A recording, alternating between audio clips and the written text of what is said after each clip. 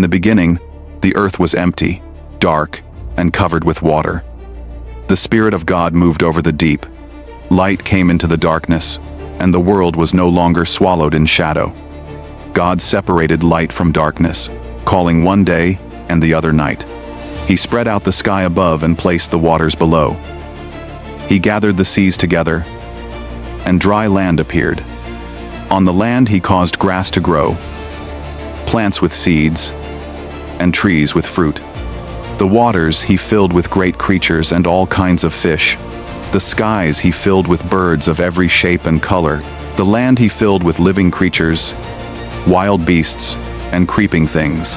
Then he made mankind in his own image, and gave him power over all the earth, over the fish, the birds, the animals, and every growing plant for food. God looked at everything he had made, and it was very good. The Lord God planted a garden in a place called Eden, in the east. He put the man he had formed there.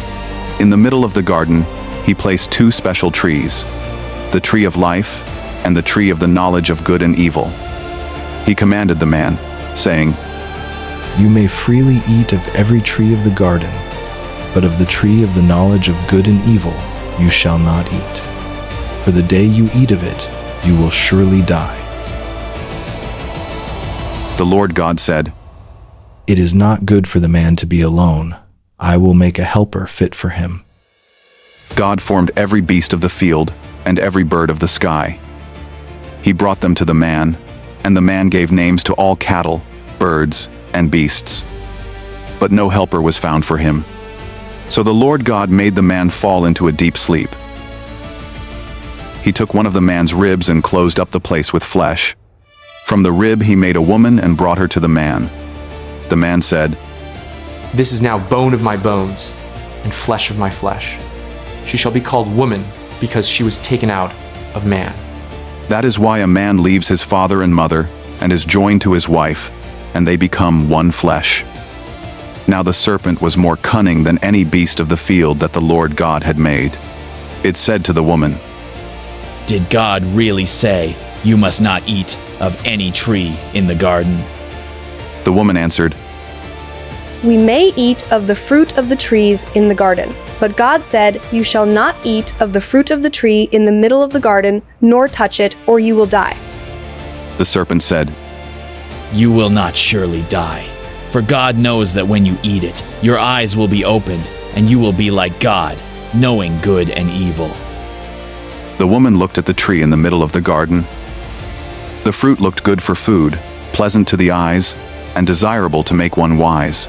She took of the fruit and ate. She also gave some to her husband, and he ate. Then their eyes were opened. They realized they were naked. They sewed fig leaves together to make coverings for themselves. They heard the sound of the Lord God walking in the garden in the cool of the day. The man and his wife hid themselves among the trees. The Lord God called to the man, Where are you? The man said, I heard your voice in the garden, and I was afraid because I was naked, so I hid. God said, Who told you that you were naked? Have you eaten from the tree I commanded you not to eat?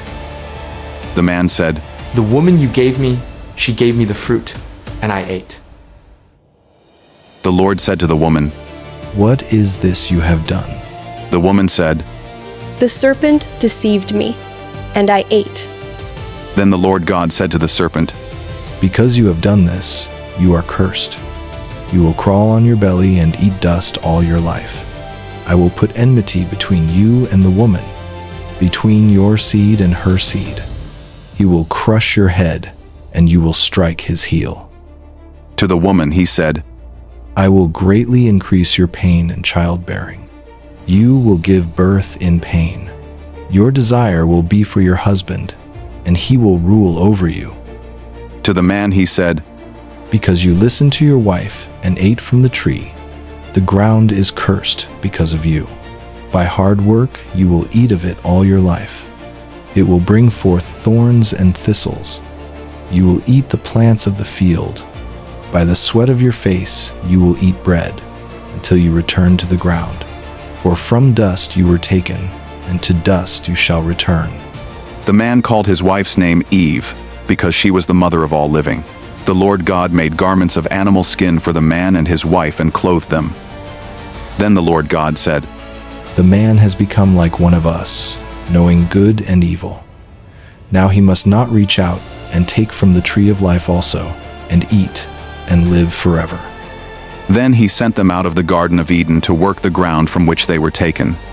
He drove them out and placed cherubim and a flaming sword that turned every way to guard the way to the tree of life.